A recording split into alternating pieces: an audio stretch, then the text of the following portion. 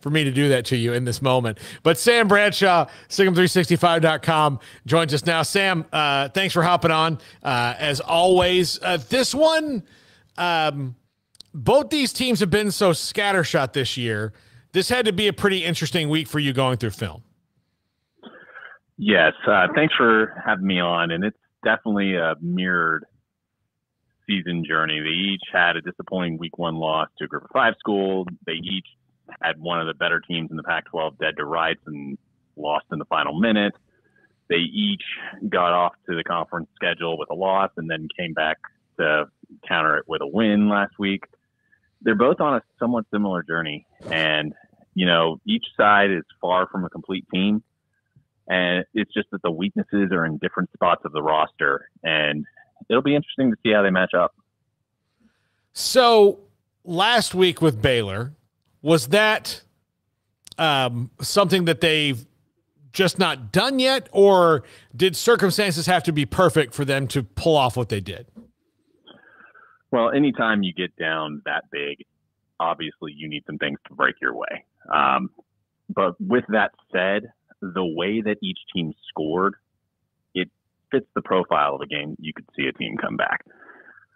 Aside from the first couple drives, Baylor had moved it up and down the field basically all day. They just had done a very poor job cashing in for points early in the game. Whereas UCF, they had one long touchdown where the slot receivers switched and the nickel didn't handle it well.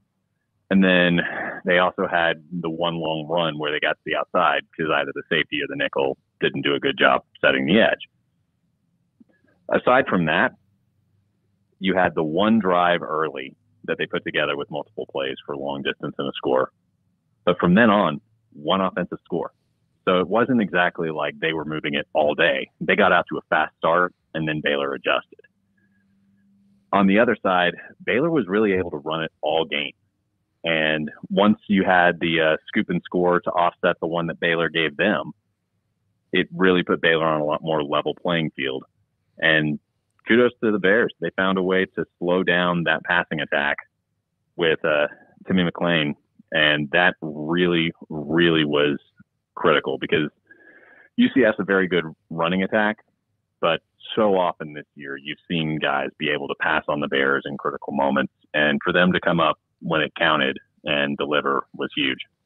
Yeah, and I don't know, like, I wonder what would have happened had John Rice Plumlee been playing in that game. I mean, maybe they don't even jump out to the start they did, but maybe UCF doesn't, you know, have the kind of mistakes they made down the stretch with him. But Timmy McClain was good and had his moments against the Bears and made, I mean, I thought the ridiculous, you know, 4th down play where he ran 30 yards backwards and then heaved it up was going to be the death. I was like, oh, well, that's it. That's just going to be, they're going to go kick a field goal and win this game. But they really showed grit for the first time this year, didn't they, Sam?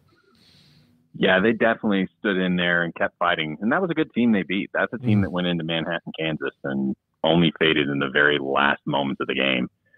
And obviously, if Plumlee plays, you'd have to play him a little differently, and how well Baylor translates that would be a little different.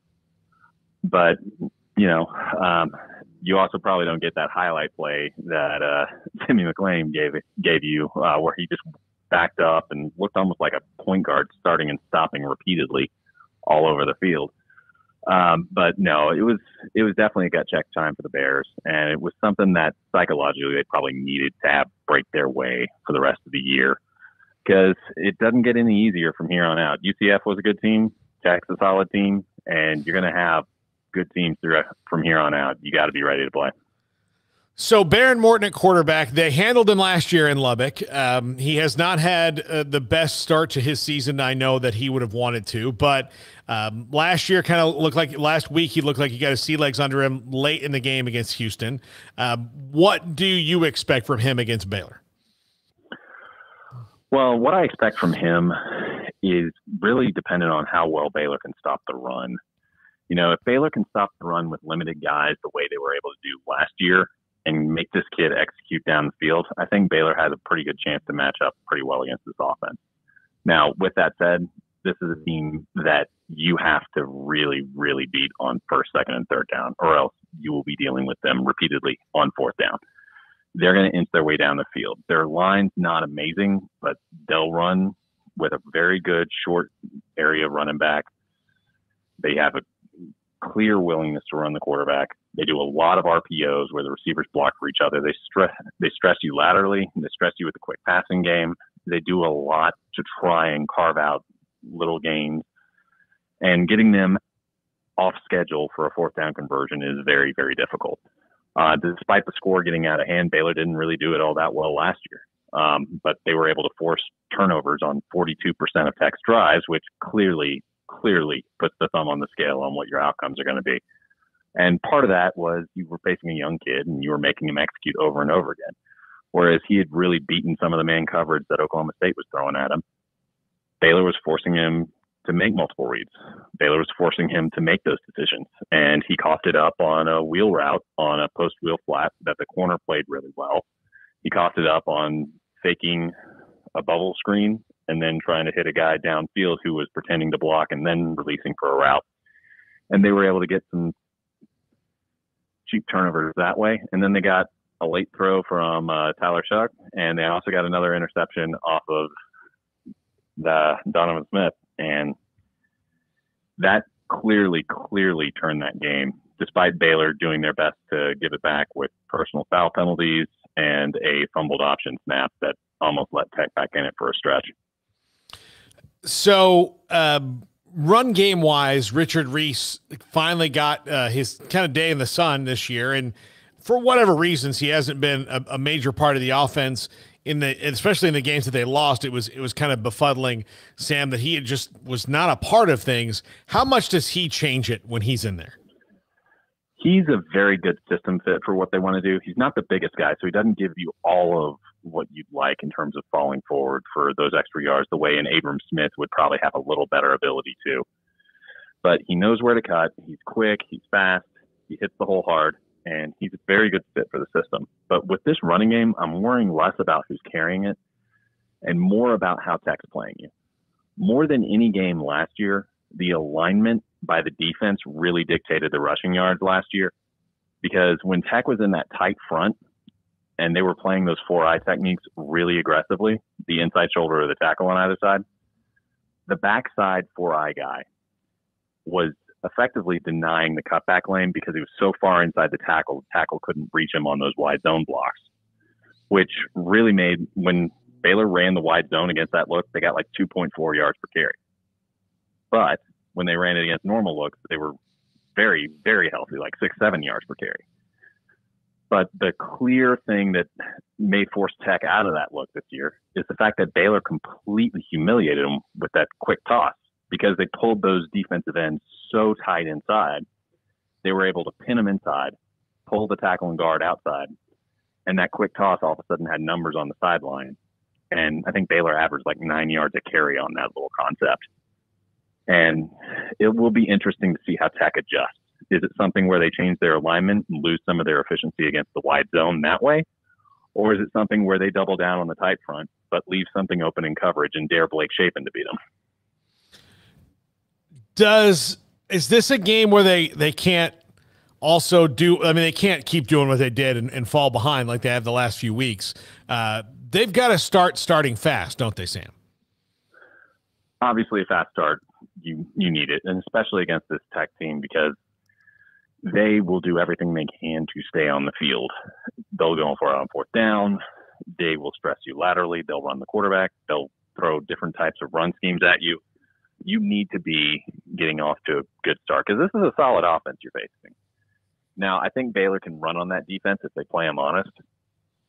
It's just a question of how they're going to come out and what part of Baylor's offense is going to have to take on the brunt of it, because Baylor's offense is pretty well complementary of each other. The wide zone opens up certain things. The toss takes the pressure off the wide zone. The passing game and the play action game complement those. It will be very interesting to see how Tech defends them based off just how you line up this way, you're going to stop this and be weak to this they had last year.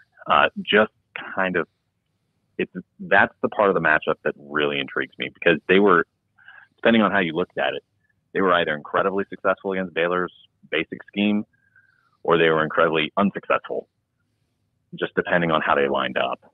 And what scheme they bring into the game defensively will determine a lot. And then also, does Baylor have those defensive tackles back? If they have that, the ability to play with few numbers in the box and play outnumbered against the run and live to tell about it becomes exponentially higher. Sam, what did you predict on Sic'Em365.com? I predicted a small Baylor win, but it's one of those that I've honestly gone back and forth because both teams have some clear strengths where I could see both of them get the advantage on the other one. In Tech's case, I could see Baylor not fitting the run quite well or not having a full complement of D linemen, and then from there giving up fourth down after fourth down after fourth down, and then Tech coming up with a disruptive way to get Baylor off the field that may not necessarily mean that you're all that great of a defense, but you break serve much faster than the Bears would. On the other side, Tech hasn't looked all that great stopping the run. And outside of the tight front, which opened up some other vulnerabilities for them last year, they really didn't look all that solid against the wide zone last year. So I could see Baylor getting the better of that team on that side. And then, you know, they forced Morton into a lot of different looks. It seems like they have a pretty good concept of how to play this kid. So I could see Baylor pull away on that one. It really is one where they each have some warts. And I just go back and forth on who's got the matchup advantage here. It's really going to be more of a coaching duel here. Sam Bradshaw, Sic'Em365.com. If you want to read Sam's work, subscribe to our premium section. Sic'Em365.com always got great specials going on. Sam, thanks a lot.